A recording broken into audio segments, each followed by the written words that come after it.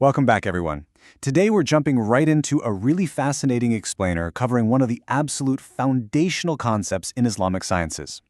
We're going to trace the historical and geographical journey of the Qur'an's revelation, specifically looking at that key division between the Makkan and Madinan phases.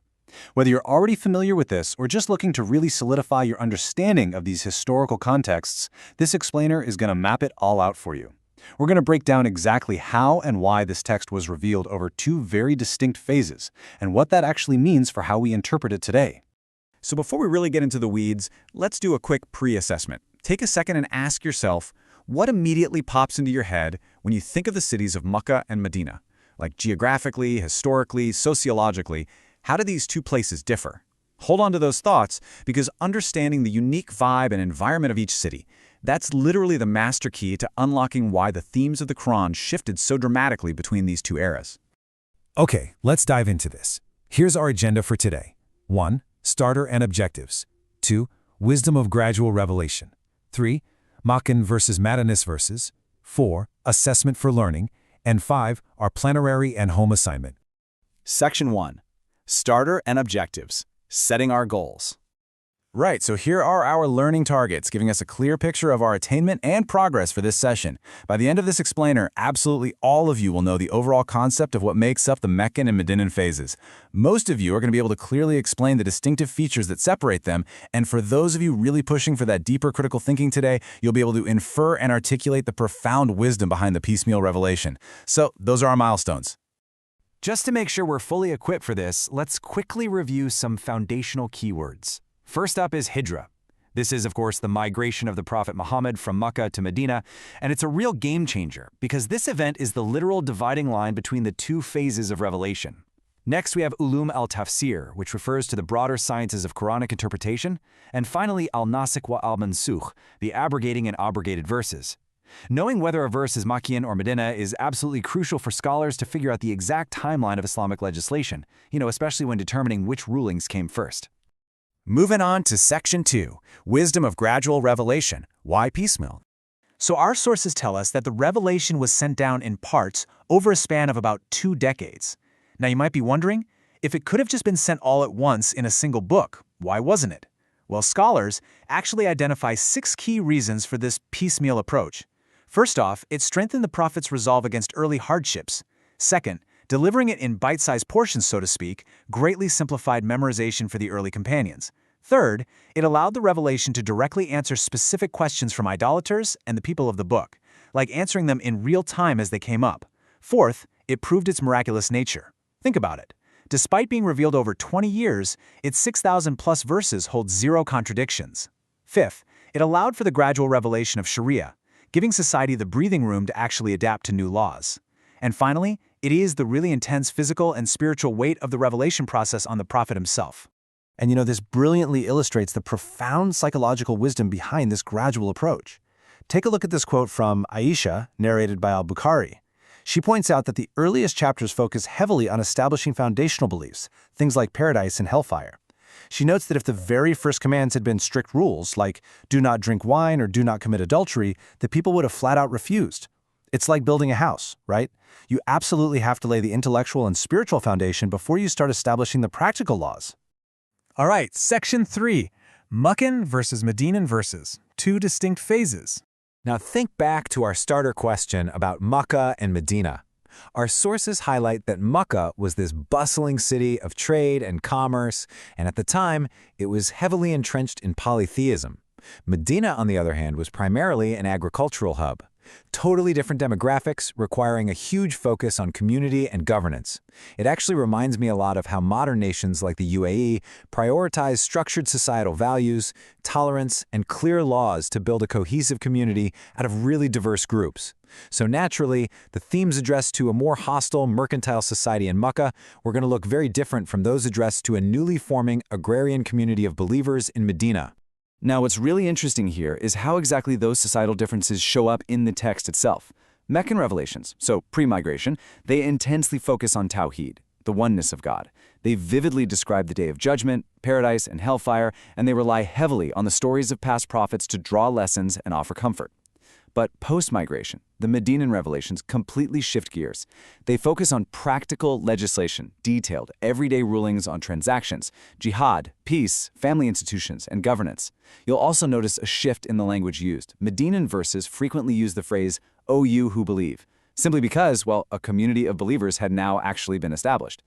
Okay, I want you to pause for just a second and mentally engage with these collaborative learner tasks. If we were doing this in a classroom, I'd have you break into groups right now. For task 1, you'd analyze the physical geography of these places. And for task 2, you'd synthesize everything we just talked about to explain exactly why the topics shifted from belief building in Makkah to state building in Medina. Actively connecting these dots, that is where the real learning happens. Section 4. Assessment for learning. Testing our knowledge. Let's actually apply what we've learned to some real verses. The first verse here from Surah Luqman advises, "Join not in worship others with Allah."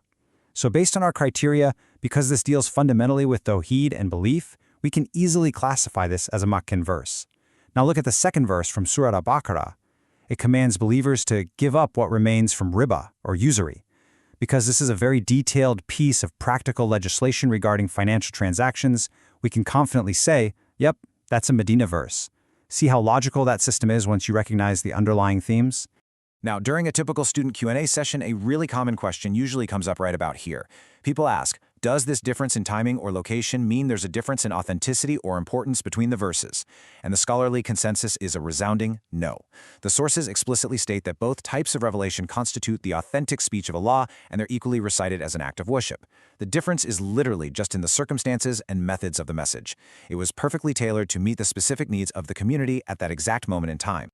And that brings us to Section 5, Plenary and Home Assignment, wrapping up. Here's a quick self-assessment rubric for you to look over. Honestly ask yourself, can you successfully explain the wisdom behind the piecemeal revelation? Can you accurately define what makes a verse Makkan or Madinan? Could you identify verse types based on their themes, kind of like we just did? And finally, can you summarize the overall benefits of knowing this division? If you're mentally checking off excellent for all of these, then you have absolutely smashed today's success criteria. So the crucial point is, why does all this actually matter? Well, knowing the difference between these two phases is essential for understanding the chronological history of Islamic legislation. Plus, it provides an absolute masterclass in the effective methods of dawah, or inviting others to the faith. It shows us the absolute necessity of meeting people exactly where they're at. But more than anything, it reveals the profound wisdom of building a strong, unshakable foundation of faith long before establishing complex laws and prohibitions. To wrap things up, I want to leave you with an extended thinking question to really chew on. Why do Makkan verses focus primarily on matters of creed? If you have the source textbook, I definitely challenge you to complete the skill-based home assignment on page 27 to take your exploration of this concept even deeper. Understanding the history of the text gives you such a richer understanding of the text itself. Thank you so much for joining me today for this explainer.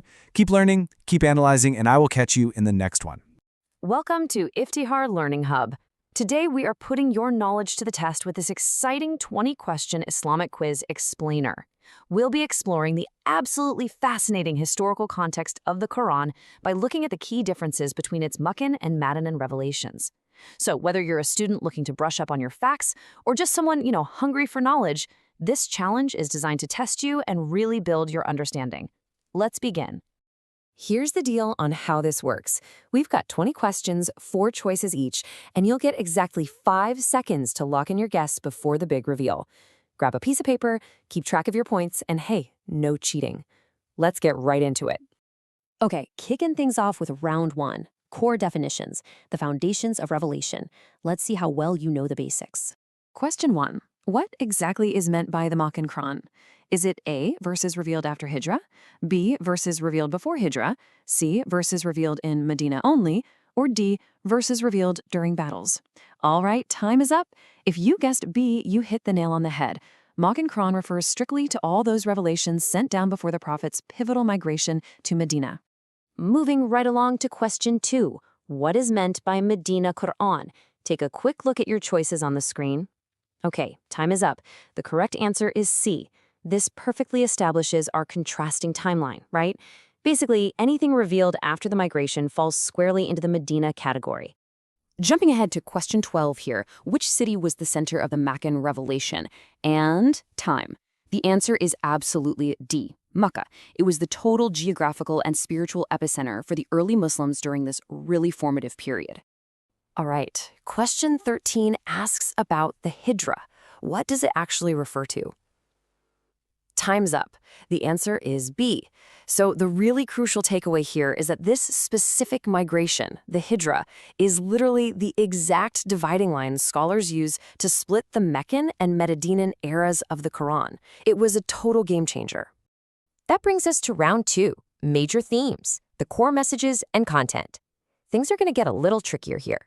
Question 3, which topic is mostly found in Makkan surahs?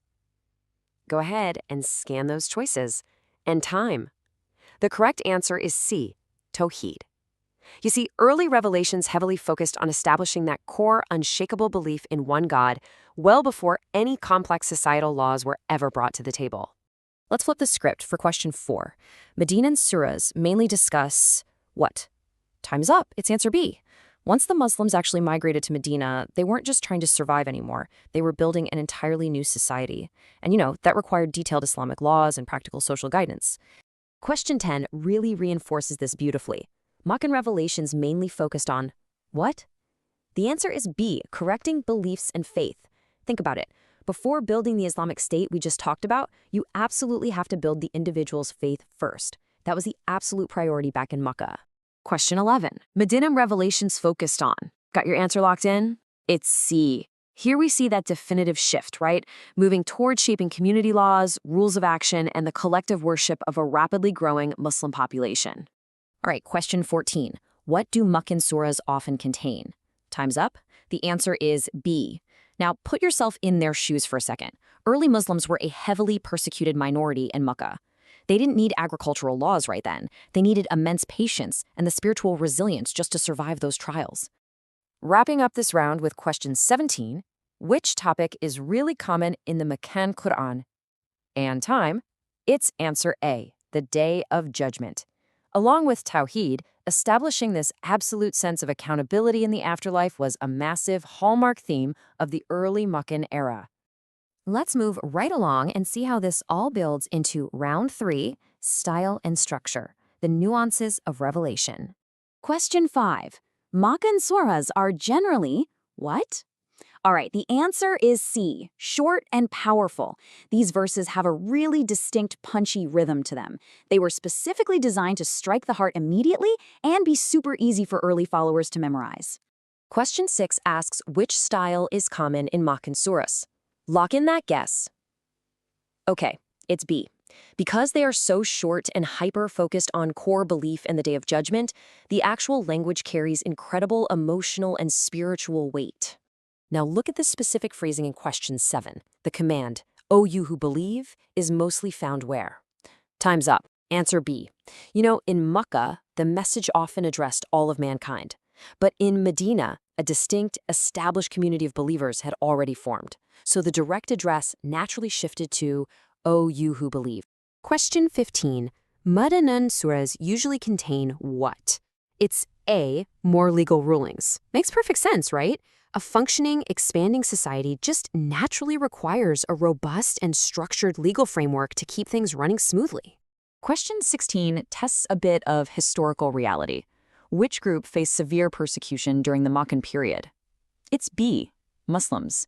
And honestly, this stark reality is exactly why those Makkan verses are so urgent, so emotionally charged, and so heavily focused on enduring with patience. Question 18. The verses in Madinan surahs are generally what? Time. It's A, longer and explanatory. When you're dealing with complex societal rules like inheritance, trade, and community life, you just need highly detailed and descriptive language to explain it all.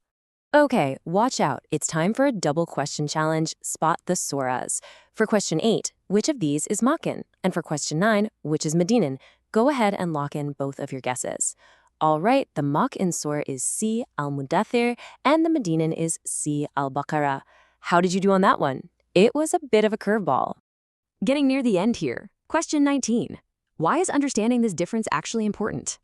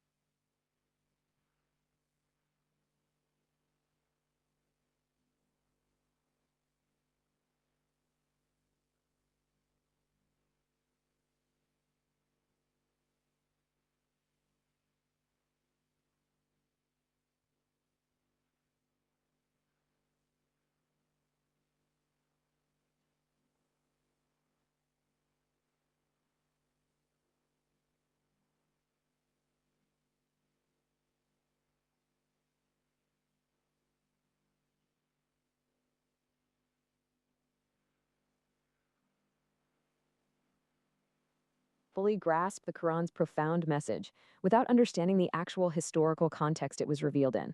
Context literally changes everything. And this brilliantly illustrates our final challenge, question 20. Which statement is correct? Read the sides carefully. And time's up! It's answer C.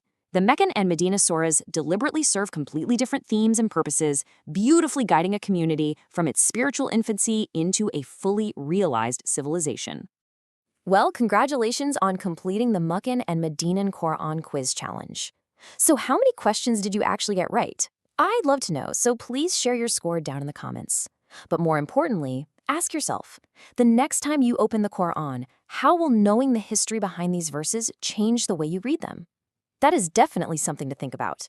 Don't forget to like, share, and subscribe to Iftihar Learning Hub for more Islamic educational quizzes and explainers just like this one. Keep learning, everyone, and Assalamu alaikum wa rahmatullahi wa barakatuh.